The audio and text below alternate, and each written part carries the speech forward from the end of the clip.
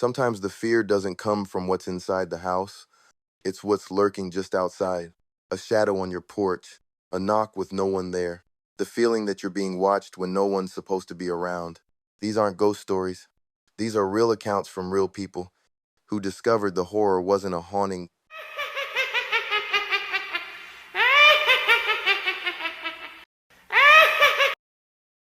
Story 1: The Breather. It started with a sound, faint but unmistakable. Maria lived alone in a quiet cul-de-sac just outside of town. Her neighbors were older, most of them asleep by 9 o'clock. She enjoyed the silence. It felt safe. Until it didn't.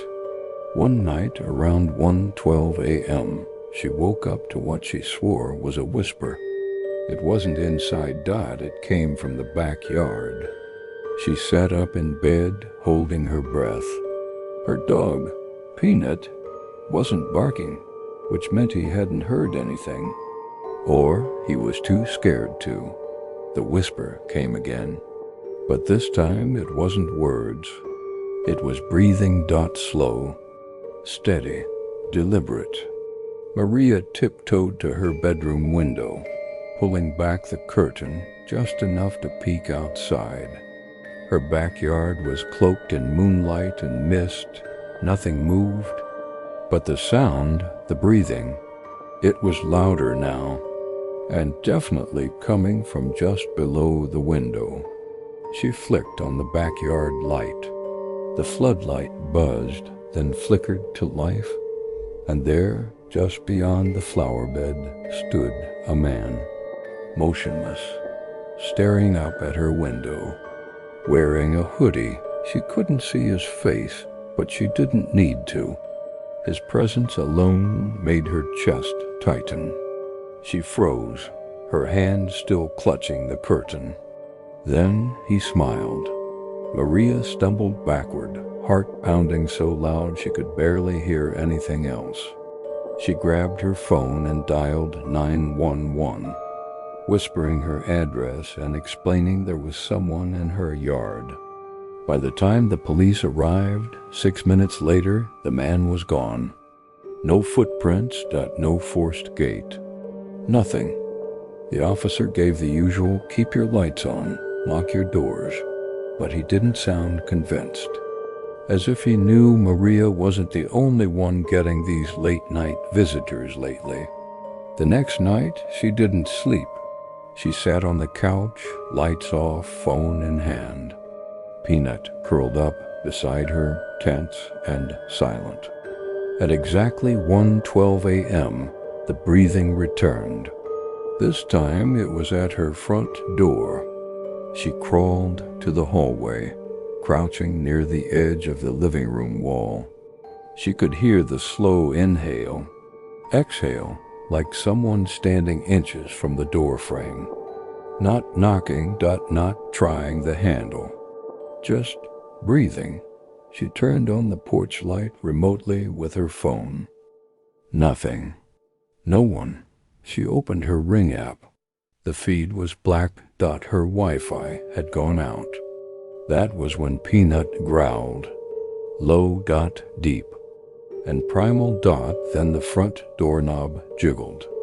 Maria's scream caught in her throat as she bolted to the kitchen, grabbing the biggest knife she could find. She yelled out, "I called the cops. They're on their way." And then just like that, the breathing stopped. No footsteps. No car.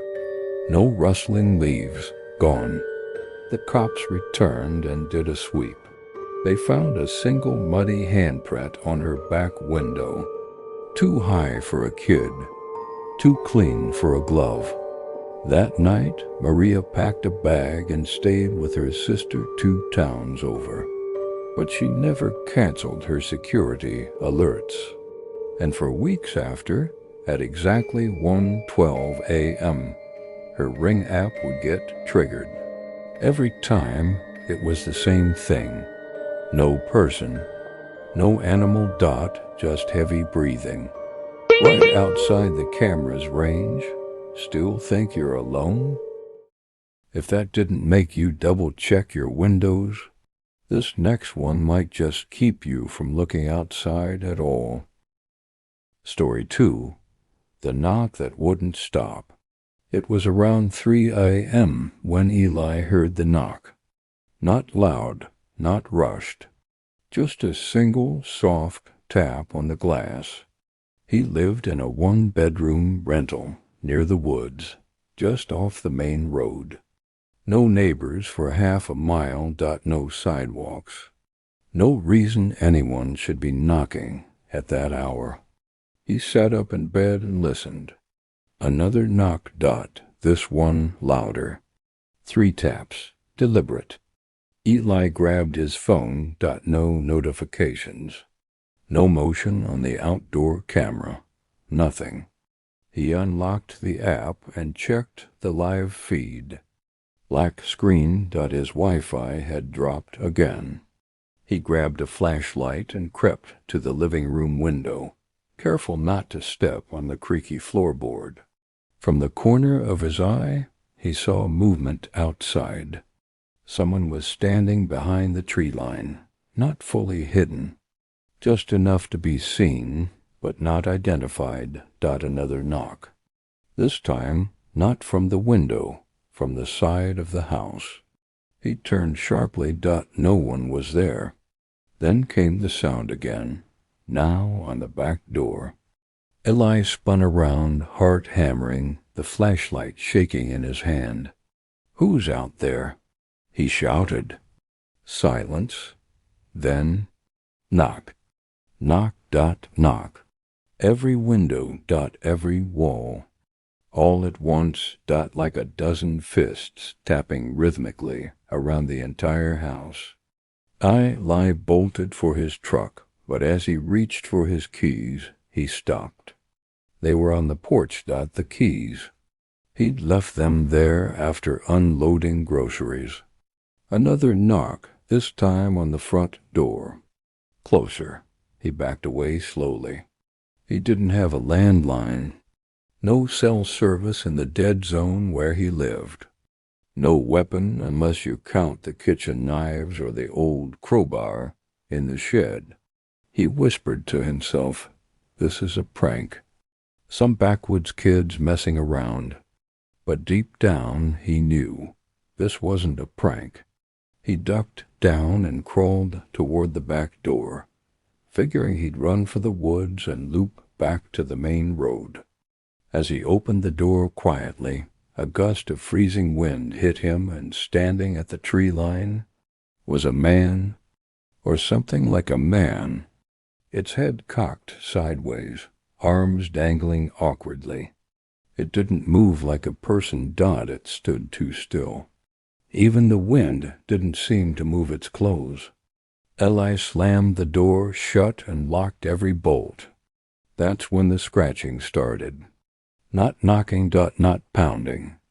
Scratching. From under the floorboards, as if something or someone was inside the crawl space beneath his house. Eli grabbed the crowbar from the closet and backed himself into the bathroom, the only room without windows. He sat in the bathtub, door locked, lights off. He waited and waited and waited. At sunrise, the knocking stopped. The Wi-Fi returned. The camera turned on. No footage saved. The battery had somehow drained overnight. When he finally stepped outside, the porch was clean. Keys gone. No footprints. No signs of entry.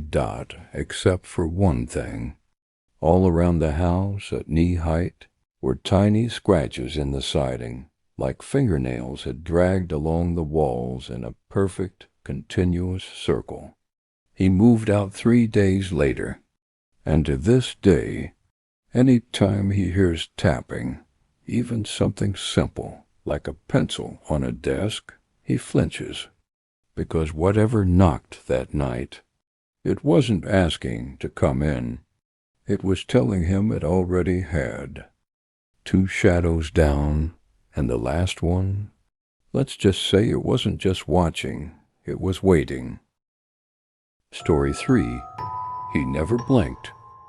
When Naomi moved into her new apartment, she wasn't expecting much.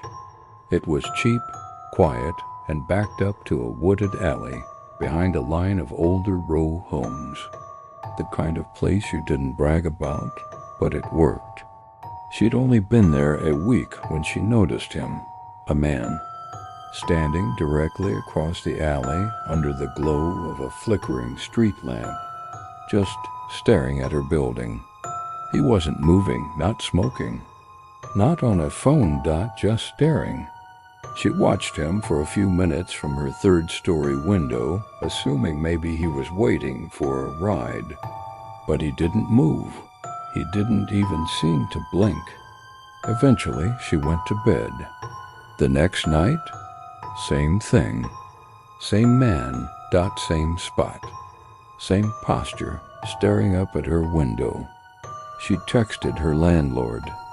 He brushed it off. Probably some drunk. This neighborhood's seen worse. Naomi decided to ignore it until she went to the grocery store and noticed a black car following her the entire ride home. When she parked, the car drove off, but the man returned that night. Only now he was closer, standing beside the dumpster. One hand behind his back, she called the police. They showed up 20 minutes later, but the man was gone. The officers were polite but uninterested. If he's not trespassing, we can't do much, they told her. Naomi didn't sleep that night. The next evening, she pulled the curtains and tried to keep her back to the window, convincing herself it was all in her head. But then she got a text. No name, no number. Just one message. Why don't you wave back? Her stomach dropped. She turned slowly toward the window and peeked through the curtain. He was standing there again, closer than ever, almost under her fire escape. Naomi screamed and backed away from the window. That night, she slept with a knife under her pillow. And still, he came. Every night, same place. Staring up, never blinking. She tried to film him, but the footage always came out blurry, like something was interfering. Finally, after 4 straight nights, she had enough. She marched downstairs and out the back door with her phone in hand, ready to confront him. But as soon as she stepped outside, the alley was empty. No footsteps, no rustling. Nothing, only the soft hum of the street lamp and the cold wind. She turned to go back inside and stopped. Something was taped to her back door. A Polaroid it showed her, sleeping in her bed. From the angle of her bedroom window, she gasped and sprinted back upstairs, locked every door, pulled her dresser in front of the window. That was the last night she stayed in that apartment. The next day, she moved in with a friend across town. But a week later, she got another message. No words, just a photo. Her at the bus stop, taken from across the street. She never saw his face up close, never knew who he was, but she remembers his eyes. Not because they were scary, but because they never blinked. They knock, they stare, they wait in silence, but they never come with good intentions. If you've ever felt watched, you probably were. This is Whispers Between Worlds, where true horror uploads daily. Subscribe and keep your doors locked, because next time the sound outside might be for you.